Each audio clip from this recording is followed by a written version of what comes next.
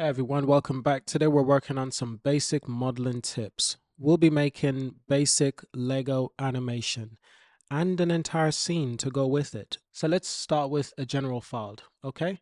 So from here we can press Shift A and we can add a cube. So once we get that cube, we can scale it down by pressing SZ, scale this cube down. Want it to be more Lego size. And let's move it up a little bit. Now it's looking a little bit better. Now with this object, we can tab in and we can add some loop cuts. I want a loop cut right there. I also want a loop cut right there. Select everything and let's subdivide that. If we press number 7 on the number pad, we get the top-down face view. From here, we can select these faces and we can insert these faces. You can select the other faces and it's the same thing, same principle. We insert these faces. From there, we can select all of these faces. We can press right click on go to loop tools and turn these into circles. Once they're circles, we can press S and we can scale those down.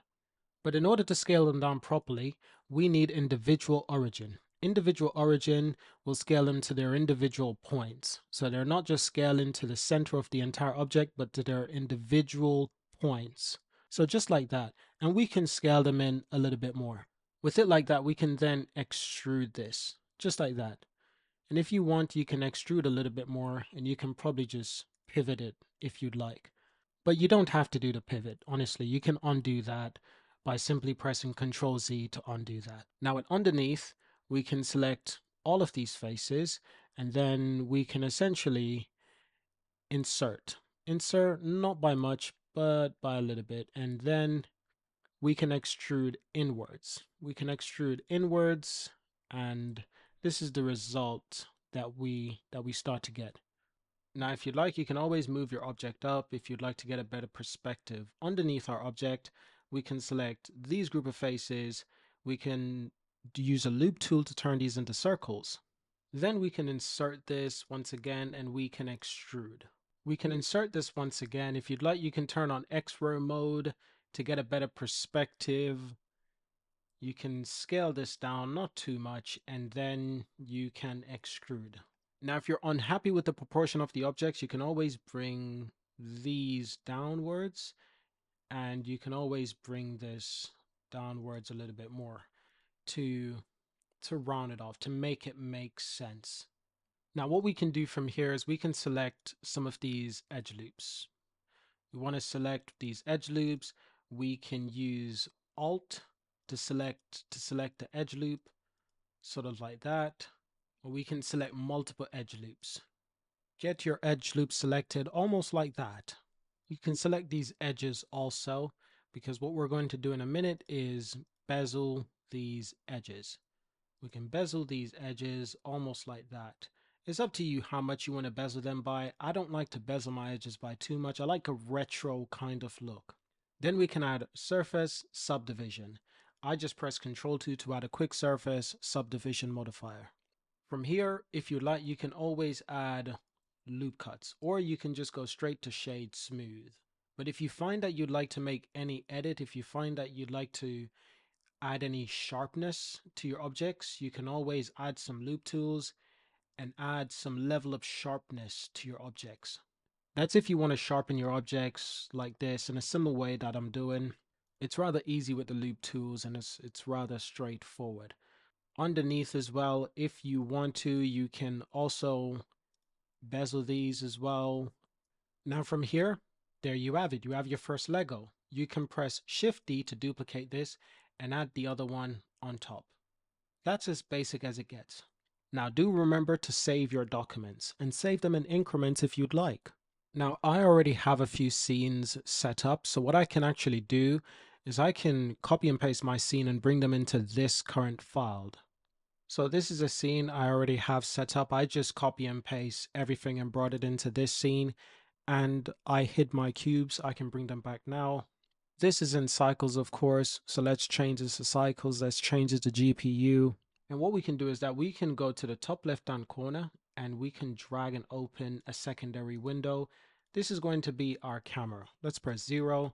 We already have a camera set up, so I'm essentially just recycling scenes just to make the process a little bit more straightforward for everyone. So on the left hand side, we have our scene. On the right hand side, we have our Lego. Now we can essentially just add our materials. So if we go to materials panels, obviously we want this to be some sort of transparent type of glass, but it needs to be colored, you know? It needs to these are Lego pieces, so you know, they can be transparent, they can be whatever you want, but they do need to be colored, I believe. So the moment I add a few changes, add a few colors, I change it to transparent glass, immediately you can see there's a difference. And honestly, you can have more than one if you like. You can definitely have more than one Lego piece. It's up to you, of course, to choose what works for you, what works for what you're trying to accomplish. But you can see already it's actually looking quite interesting. Now, I know my scene is a bit of a mess, but honestly, most of this, I can probably get rid of most of this, and my scene can probably still look amazing. There you have it. It can still look amazing.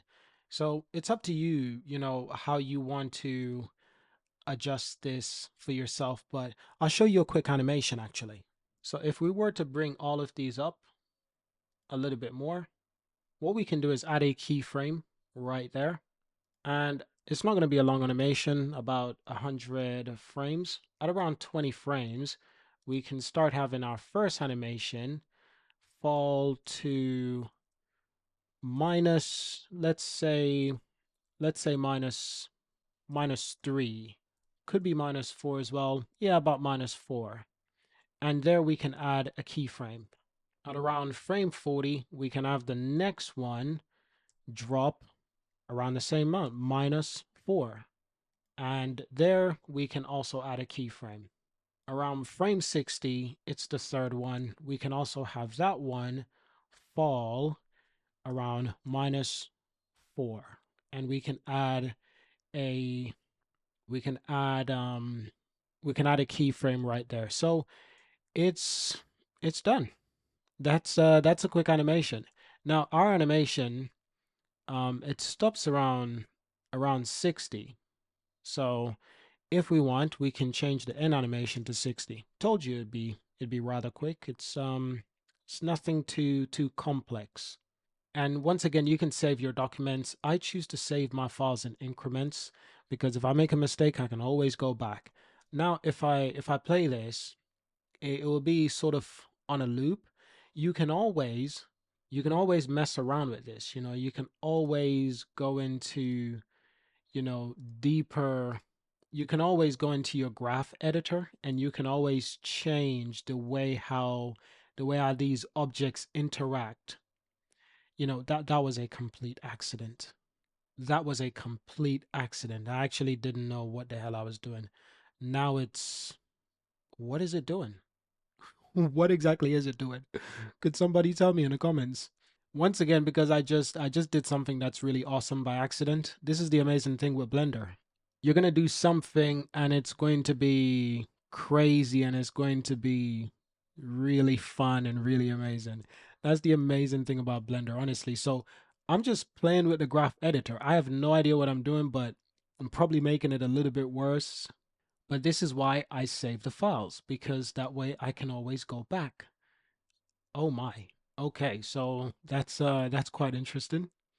So probably we don't want to have such a big effect on this. Wow, that's quite incredible. And you can see it's moving rather quick. It's not giving me any time to catch up with anything at all.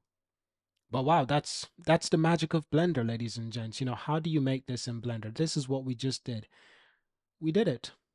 We animated something. However you undo this, I have no idea. I have no idea. Maybe we can try to straighten out these once again and it might seem a little bit different. Yeah, there we go. It's a little bit, but I can always just leave it a little bit crooked and oh wow, look at that. That's amazing. Can always tilt it just a little bit to see what fun effects this will have. Anyway, that is it for today's video. I hope you enjoyed it. Subscribe to see more, leave a like, leave a comment, and join the community of learners on Polygon Arcade. Thank you for watching. I'll see you in our next video.